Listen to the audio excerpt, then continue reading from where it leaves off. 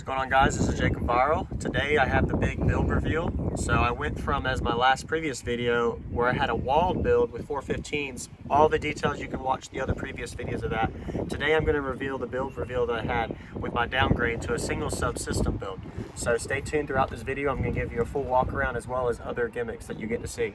So be sure to like this video now and subscribe if you have any questions along the way. First, watch the video before you ask questions, and I'll be able to answer all your questions hopefully before you ask. So let's go ahead and get started. So I just want to say, JacobViral 2, I have a channel. Go ahead, the link's in the description. Go ahead and subscribe to that channel as well. I'm going to be posting numerous videos on this new build. I'm going to show you some Q&A questions answered. I'm also going to be showing you build walkarounds with more in-depth breakdowns. I'm going to have extra demo footage of my build as well as extra demo footage of other builds that I'm going to be sharing on this channel as well. Also, I'm going to be doing vlogs from my own life experiences, so there's going to be some extra things that I do outside of car radio that I'll be doing on the second channel.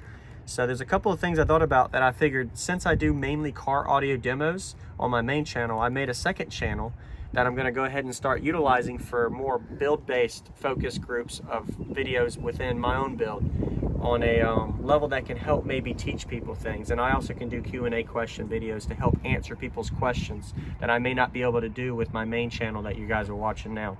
So go ahead and subscribe to JacobViral 2, and the build reveal is about to happen now. So I get to show y'all my single sub build. Jessica's going to go ahead and open up the door for me. So just keep in mind, guys, that this build is definitely a way big downgrade from my other one. So, and it isn't going to be the prettiest. So here's my build right now currently. So I got the subwoofer build install and the box, everything pretty much set up in the last 2 weeks. I've been really busy with work and videos, but this is the build right now. I'm currently running. So hope you guys like that. This is the new system I have. Single sub, 1 10-inch subwoofer. So it's just a single 10-inch subwoofer in this build. So a lot of people were saying to go with a single 18 or a 21-inch. I even had people say a single 15, but a single 1 10-inch subwoofer. The reason I chose a 10-inch subwoofer is because if I chose a 12-inch subwoofer, I would have to compete with a lot of different brands, and the expense of the subwoofer would have been a lot higher, because 10-inch subwoofers usually don't go up higher than a 3-inch coil, while 12-inch subwoofers will go up to a 3 to 4-inch coils, as well as the motor force and expenses would have gone up a lot more. And I wanted to keep my variety range of power around the 2K watts, so that's where I have the 2200 Q2200 SoundCube amp with the Crescendo Control Toe 10-inch subwoofer. So, and I have, I'll be giving you a rundown of everything within the build in this video. So, but this is the build reveal, JacobViral with the 10-inch subwoofer. So single 10-inch subwoofer is the build, and this is it. So if you guys have any questions or concerns, just let me know. I hope you guys didn't expect this. This is definitely a surprise. So I went from 415s to a single 10-inch subwoofer. It's a huge change in everything, but this is it. So now for specs. So I'm going to give you a full walk around like I said. So right now currently this is a single 10-inch control toe 10-inch subwoofer in a 1.2 cube ported box enclosure. It has around 20 to 30 cubes port area, depending square inches of port area, depending on how the port works. 3 inches wide by 12 inches high, and it goes into a 1/2 inch wide by 12 inches wide or high on the back end of the port. Port length's around 25 inches. It's tuned currently to around 42 to 44 hertz. And I'm going to be doing some other videos on my second channel, JacobViral 2. So be sure to go ahead and subscribe, JacobViral 2. Link in the description. I'm going to be doing, like I mentioned earlier, a couple of test videos, SPL discussions, also build walk around in depth, more in breakdown, show you some ways to gain on the meter, give you some tips and tricks with car audio that you can do with your system. Whether you got a single 10 like I have now, or you got 818s, there's going to be tips and tricks I'll be teaching you in the second channel with different videos that I'll be able to give you some feedback on. So next thing on the list, I have this, like I mentioned earlier, the SoundCube 2200 the Q series. So it is at 1/2 ohm. This is a dual 1-inch voice coil, dual 1 wired to 1/2 ohm on the SoundCube 2200. I just have a cheap 4-channel amplifier, since you guys, if everybody knows me, I'm not for pretty and I'm not for quality.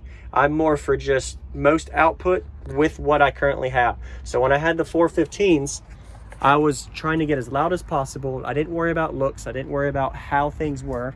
So that's the goal with this system, is just to be as loud as I can within a musical range this time. So before it was more burp based, and also it was musical because before I could play like 20 hertz to 60 hertz, but now I'm still wanting to play that bandwidth but shrink it down a little bit. I want to play between 30 hertz and 55, 60 hertz. So with a fourth order I could do that a lot easier than a ported enclosure, but I didn't want nothing big. I wanted something small and unique and different. So a lot of people normally go with two 12s or a single 12 or single 18. I don't see very many videos that I do demos of at car shows with single 10-inch subwoofers or even single 8s. It's always single 12, single 15, single 18. So this is definitely going to be a fun project for me. It's not a big project like it used to be, not as serious with the cash side of it and money side, but still it's a project that I can do everything I want to do without having to worry about thousands of dollars being pocketed into a system like I had before. So the reason, like I mentioned in the video, if you haven't seen, check that one out, where I was talking about the reason I sold my system is mainly because of financial money issues, as well as I didn't want to have a big system when I got to focus on more important priorities in life. And now I have just a small system and I don't have to worry about it being a money pocket hog like it was before. Anyway, all right, next thing on the list. So this, before I go on to the battery and electrical, it's this is curved ported here, so a little bit more flares. A lot of people ask me about this tape. So I taped inside of the enclosure with the plexiglass so you can visually see inside the box with the design and then the cone in there if you can see it.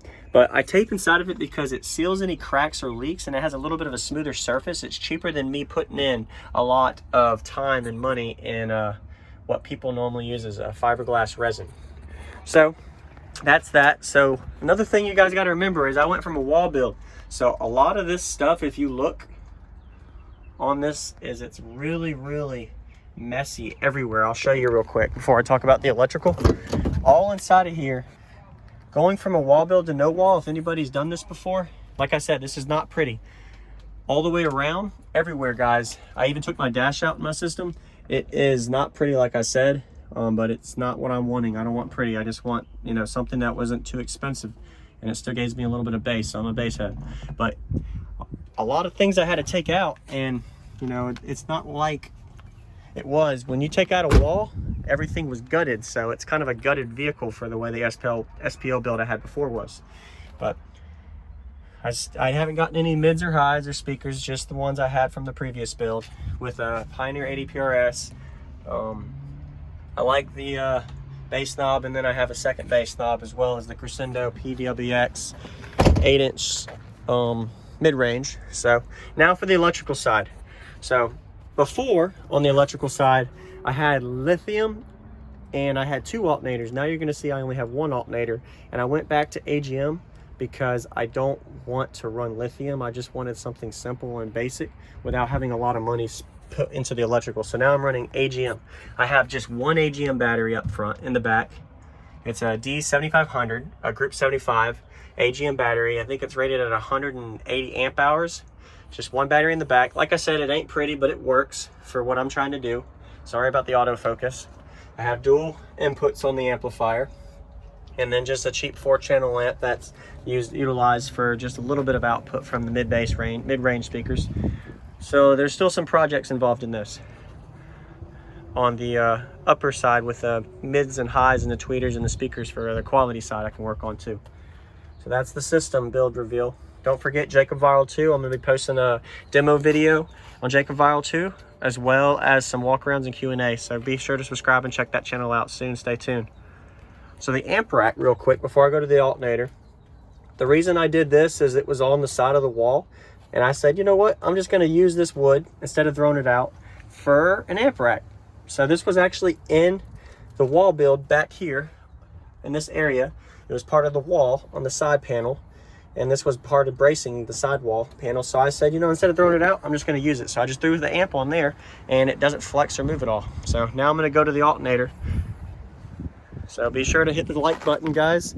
I hope this is very unique and surprising for a lot of guys, because a lot of people were wondering what kind of build reveal I was going to have. All right, last thing before I end this video, the electrical. So up front, I have, sorry if it's a little windy, up front I have a Group 65 D6500 excess power AGM battery. I think it's rated around 75 amp hours. So, and then I have 1 alternator I used to have here.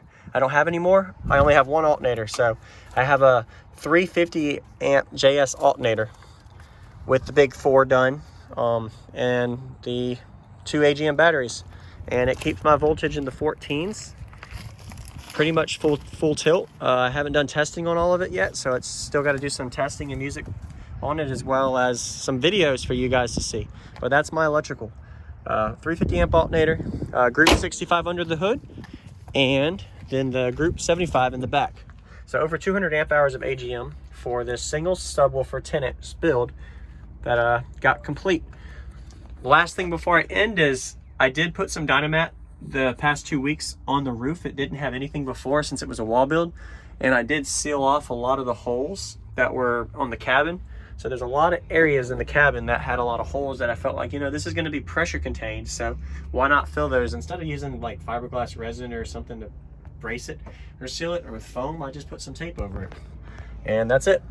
That's my build. Could you hold this real quick for the ending? Yep, gotcha. So thank you guys for watching. Stay tuned for more videos on JacobViral channel 2. Link in the description again.